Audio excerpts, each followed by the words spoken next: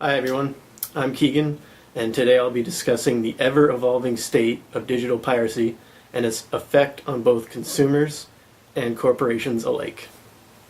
In my analysis, I hope to uncover the implications of copyright policy, as well as the trajectory of digital piracy as both Canadian and foreign governments seek to restrict it.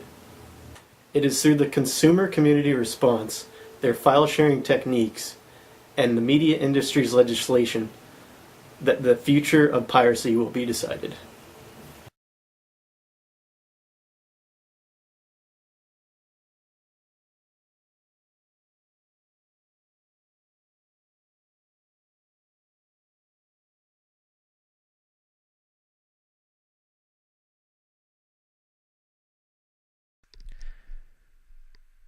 Today's ever-changing market has emerged with a new version of the consumer public, namely, those willing to pirate or file-share intellectual property. It is important to point out that the key problem amongst the media industry's elite is how to control the distribution and subsequent sharing of intellectual copyrighted material.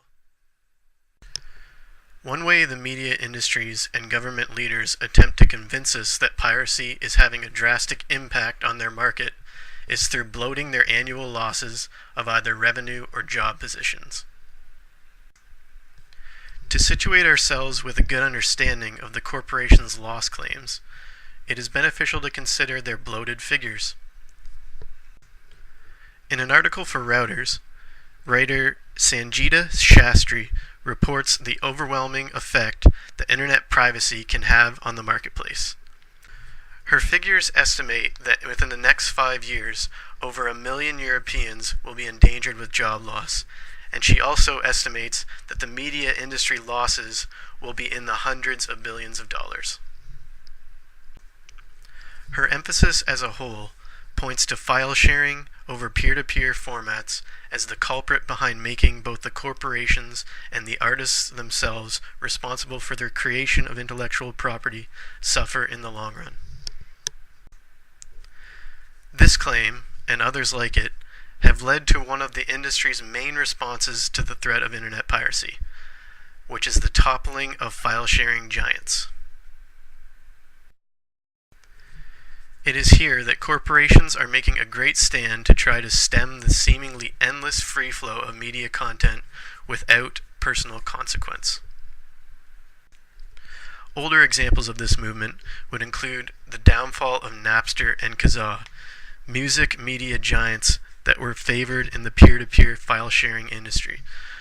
But a more recent headline involved the trial and guilty verdict of the file-sharing site Pirate Bay. This success was seen as minimal, though, as the piracy rate in the host country did not drop, and membership had spiked to an all-time high after the event due to the increasing publicity.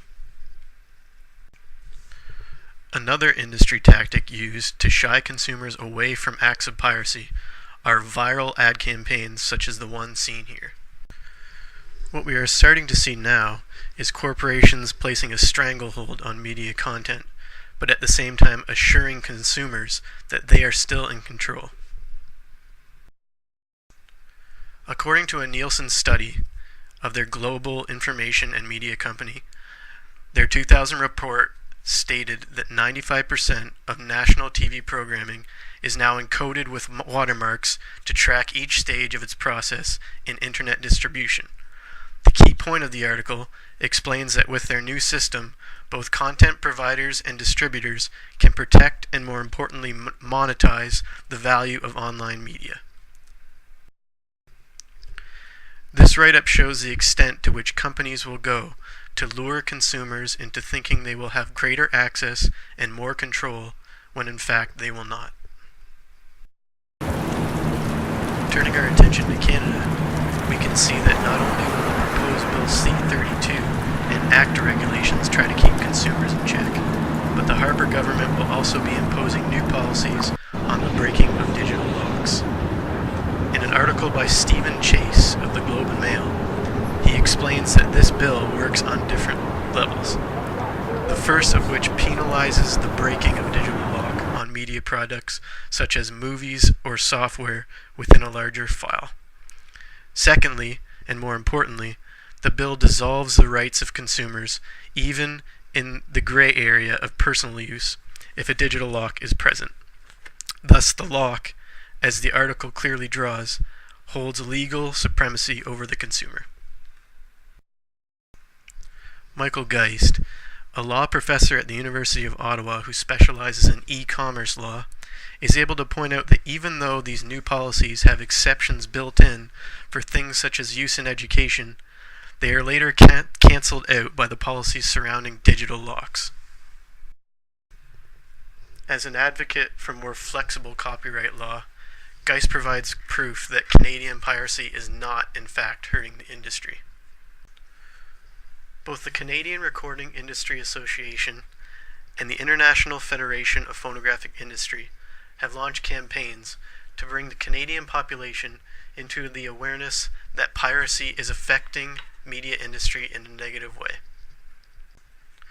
These two associations point the blame at peer-to-peer file sharing services as the downfall of media industries.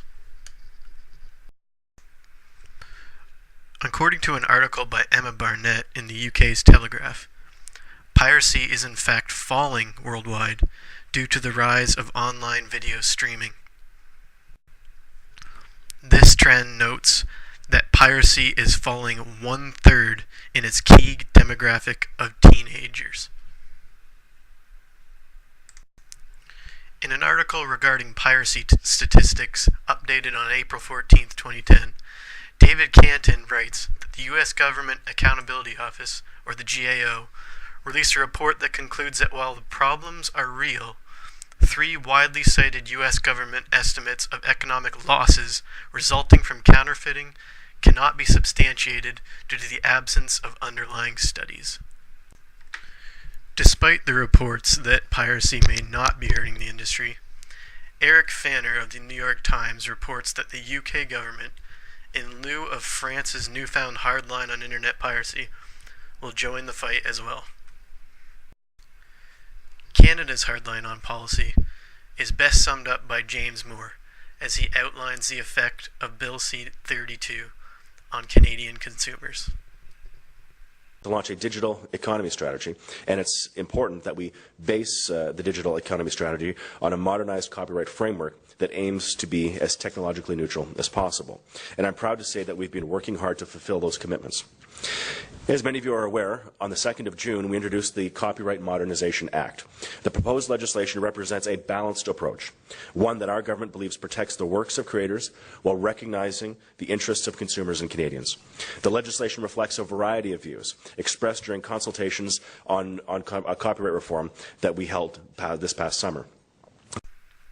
So, as we progress further into the digital age, it begs the question: what will the future of online piracy and peer-to-peer file sharing hold in store for us?